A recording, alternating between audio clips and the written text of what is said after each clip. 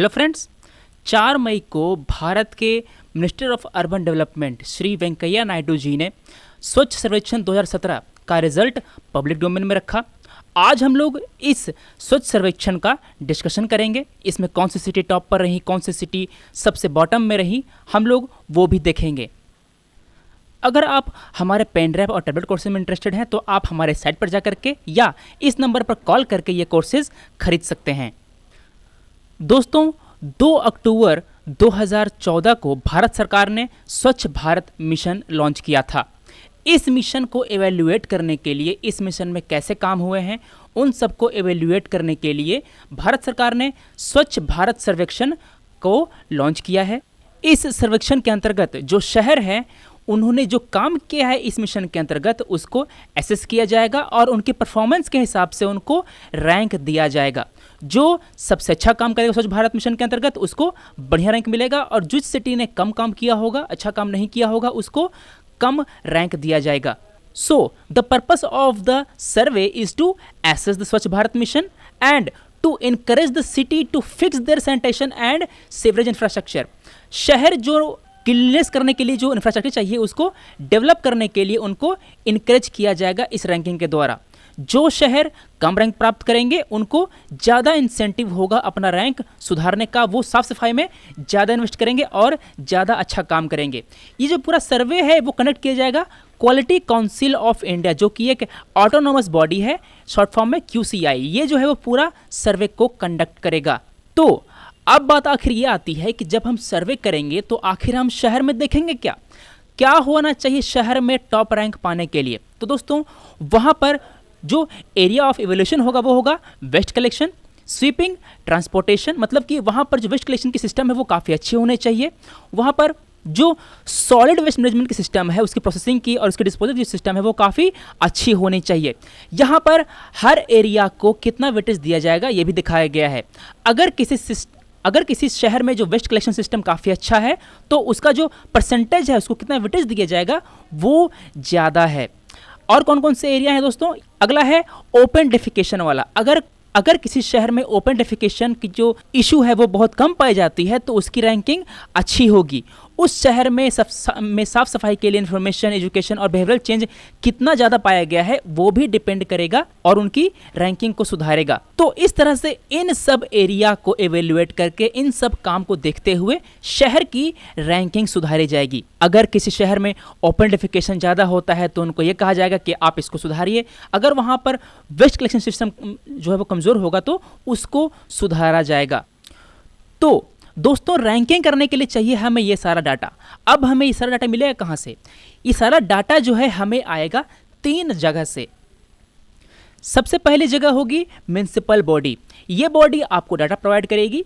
इसको दिया जाएगा 900 मार्क्स। देखिए, टोटल 2000 मार्क्स के आधार पर शहरों को रैंक दिया जाएगा। जिसका मार्क्स ज़्यादा होगा, मतलब कि देखिए फुल मार्क्स है 2000। अगर कोई शहर 1900 मार्क्स लेकर के आता है और बाकी शहरों के मुकाबले टॉप पर रहता है तो उसको दिया जाएगा रैंक 1। जिस शहर का मार्क्स आएगा 1857 या कुछ और आएगा तो उसको उससे कम रैंक दिया जाएगा। उसी तरह मतलब कि ये जो पेपर है 2000 का, ये 3 पेपर से मिलकर बना हुआ है। ये जो 2000 का जो एग्जाम है वो 3 पेपर से मिलकर बना हुआ है। कौन कौन से पेपर? पहला है पेपर जो म्युनिसिपल बॉडी द्वारा दिया जाएगा मार्क्स, उसका ये होगा वो 900 मार्क्स। दूसरा पेपर होगा 500 मार्क्स का। ये जो डाटा होगा वो direct observation and independent assessment के थ्रू कलेक्ट किया जाएगा। देखिए, अगर आप कहते हैं इंदौर से या अगर आप कहते हैं किसी और शहर के म्युनिसिपल काउंसिल से कि आप मुझे डाटा दीजिए, तो क्या करेंगे वो लोग जो डाटा है वो काफ़ी बढ़ा चढ़ा कर देंगे और आपको ये बताएंगे कि हमारा शहर जो है वो काफ़ी साफ़ सुथरा है।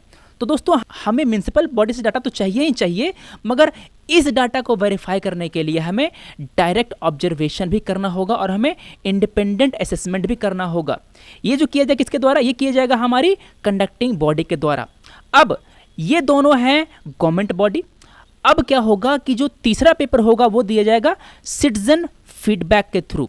जो सिटीजन होंगे वो फीडबैक देंगे कि जो उनकी जो सिटी है वो कितनी साफ सुथरी है। इसको दिया जाएगा 600 मार्क्स। तो 600, 500 और 900, 600, 500 और 900, 9 15 15 5 2000, टोटल मार्क्स हुआ 2000। इसके आधार पर फाइनल स्कोर काउंट किया जाएगा और रैंकिंग बनाई जाएगी। अब कुछ लोग सोच रहे होंगे कि सिटीजन फीडबैक, यार अगर सिटीजन फीडबैक चाहिए होता तो हमसे तो जरूर पूछते, हमसे तो किसी ने पूछा ही नहीं, हम कैसे बताते। तो दोस्तों, आपसे आपकी राय चीख चीख कर गुहार लगाकर मांगे जा रही थी। सरकार ने जो मेन अखबार हैं उनकी वेबसाइट पर स्वच्छ-सर्वेक्षण.in, इस वेबसाइट पर इस पे आपको एक फीडबैक फॉर्म दिया गया था। इस फॉर्म को भर करके या सिंपल आप 1969 इस पर कॉल करके या मिस्ड कॉल दे करके आप अपना रिस्पॉन्स दे सकते थे, आप अपना फीडबैक दे सकते थे। उन्होंने आपको बताया भी था कि इन दिस सर्वेक्षण citizen voice has 30% weightage. Total marks कितना है दोस्तों? टोटल मार्क्स है 2000। ये जो सिटीजन फीडबैक है उसका कितना मार्क्स था दोस्तों? उसका था 600। तो 2000 का कितना परसेंट है 600? ये है 30%। तो आपका जो फीडबैक था उसका वेटेज था 30%। आपने फीडबैक नहीं दिया, आपका शहर पीछे रह गया। आपको फीडबैक दे करके आपके शहर में क्या क्या कमियां हैं आप वहां पर बता सकते थे। भारत सरकार ने मेन न्यूज़पेपर में और जो वर्नाकुलर न्यूज़पेपर होते हैं उसमें भी ये एडवर्टाइजमेंट देकर के आपको सूचित किया था। तो अब आते हैं दोस्तों रैंकिंग पे। सारा डाटा कलेक्ट हो गया म्युनिसिपल बॉडी से, डाटा असेसमेंट से और सिटीजन फीडबैक से सारा डाटा कलेक्ट हो गया। 2000 में से इंदौर ने पाया 1808 मार्क्स, भोपाल ने पाया 1800 मार्क्स, विशाखापट्टनम ने पाया 1797 मार्क्स। सारे सिटी में से जो इंदौर था वो टॉप पर रहा, इसने सबसे ज़्यादा मार्क्स हासिल किए, इसलिए इसे दिया गया रैंक 1। भोपाल दूसरे पायदान पर रहा, विशाखापट्टनम तीसरे पायदान पर रहा, सूरत चौथे पायदान पर और मैसूर 5वें पायदान पर रहा। दोस्तों 2016 के सर्वेक्षण में ये जो मैसूर था वो पहले पायदान पर था, जो कि गिर करके इस साल 5वें पायदान पर हो गया। इससे क्या पता चलता है? इससे पता ये चलता है कि देखिए इंदौर पहले नीचे था, ये इस साल पहले पायदान पर आ गया, मतलब कि इन्होंने अपनी रैंक सुधारी और पहले पायदान पर आया। इसी तरह अब मैसूर के पास ये इंसेंटिव होगा कि अपना ये स्थान फिर से हासिल करे, ये अपने शहर में ज़्यादा साफ सफाई पर जोर देंगे। दोस्तों यही मकसद है हमारे सर्वेक्षण का, ये चाहता है कि लोग जो शहर है वो आपस में कंपीट करें, कंपीट करके वो साफ सफाई पे ज़्यादा जोर दें।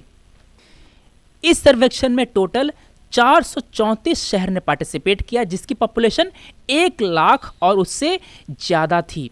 पिछले सर्वे में केवल 73 सिटी ने पार्टिसिपेट किया था, जिनकी पॉपुलेशन 10 लाख से ज़्यादा थी। दोस्तों आपको एक बात बता दें कि जो वेस्ट बंगाल है उसके शहर और टाउन्स इस सर्वेक्षण में पार्टिसिपेट नहीं किए, क्योंकि ममता बनर्जी की गवर्नमेंट ने इस स्वच्छ सर्वेक्षण में पार्टिसिपेट करने से इनकार कर दिया। अगर आप दोस्तों वेस्ट बंगाल से हैं तो आप अपने गवर्नमेंट पे प्रेशर डालिए कि आप ऐसे सर्वेक्षण में जरूर पार्टिसिपेट लें। इससे आपकी गवर्नमेंट का जो परफॉर्मेंस है वो पब्लिक के सामने आता है। गवर्नमेंट पे प्रेशर बनता है कि आप उस शहर को और साफ सुथरा बनाएं। अब चूंकि वेस्ट बंगाल ने पार्टिसिपेट ही नहीं किया तो उसका शहर कितना साफ है कितना गंदा है कैसे पता चलेगा? पार्टिसिपेट करेंगे तभी तो पता चलेगा। तो देखिए जो इंदौर था वो है अभी हमारे देश का सबसे क्लीनेस्ट सिटी, और जो यूपी का एक शहर है गोंडा, ये है हमारे देश का सबसे डर्टीएस्ट सिटी। अब इसके पास इस टैग को हटाने के लिए काफ़ी मेहनत करनी पड़ेगी दोस्तों। अब ये स्वच्छता में काफ़ी इन्वेस्ट करेगा, यहाँ के गवर्नमेंट अच्छे से काम करना शुरू करेगी। अब हम आपको बताते हैं कि टॉप 10 शहर कौन कौन से हैं। पहले नंबर पर जैसे मैंने बताया दोस्तों, पहला है Indore, Bhopal, Visakhapatnam, Surat, Mysore, Tiruchirappalli, new Delhi municipal council NDMC। 8वें पर है नवी मुंबई, फिर है तिरुपति, फिर है वडोदरा। अगर आप वर्स्ट परफॉर्मिंग स्टेट्स देखें तो यूपी का जो गोंडा है वो सबसे आखिरी स्थान पर है। 434 शहर ने पार्टिसिपेट किया था, 434वें स्थान पर है ये गोंडा शहर। इसके बाद महाराष्ट्र का एक शहर है, बिहार का एक शहर है, यूपी का एक शहर है, बिहार का फिर से एक शहर है कटिहार, और जो बहराइच है यूपी का वो भी इसमें जो बॉटम मोस्ट टॉप है, मतलब कि इन शहर ने जो है वो पीछे से टॉप किया है। ध्यान दीजिए दोस्तों, जो इंदौर था उसकी पिछले साल रैंकिंग थी 25, जो इस साल सुधर करके हो गई है 1। भोपाल की रैंकिंग थी 21, जो सुधर के हो गई है अब 2। उसी तरह जो गोंडा शहर है उसकी भी रैंकिंग सुधरने की काफ़ी ज़्यादा संभावना है। जैसे कि देखिए इंदौर की रैंकिंग 2014 में थी 149, ये 149 से छलांग लगाकर आया 25 पे, और 25 से छलांग लगाकर आ गया 1 पे। इस तरह हम देखते हैं कि जो मध्य प्रदेश की जो गवर्नमेंट है वो अच्छा काम कर रही है, और राज्यों की गवर्नमेंट को और जिलों की जो म्युनिसिपल काउंसिल है उसको भी अच्छा काम करना चाहिए। दोस्तों चूंकि ये पूरा सर्वेक्षण कराया जा रहा है QCI के द्वारा, इसलिए हम लोग इसके बारे में भी देख लेते हैं। यूपीएससी प्रीलिम्स में और दूसरे अन्य परीक्षाओं में भी इसके बारे में सवाल आ सकता है। फुल फॉर्म है क्वालिटी काउंसिल ऑफ इंडिया। इसको सेटअप किया गया था 1997 में by government of India jointly with Indian industry. कौन कौन से, इसमें 3 है शायद, उसमें से एक है असोचम वगैरह। ये एक ऑटोनोमस बॉडी है दोस्तों। इसका ऑब्जेक्टिव था to establish and operate the national accreditation structure for conformity assessment bodies and providing accreditation in the field of education, health and quality promotion. मतलब इन सब को, एजुकेशन एंड हेल्थ वगैरह को एक्रेडिटेशन प्रोवाइड करेगा। This body also monitors and administer the national quality campaign and oversee the function of national information and enquiry services.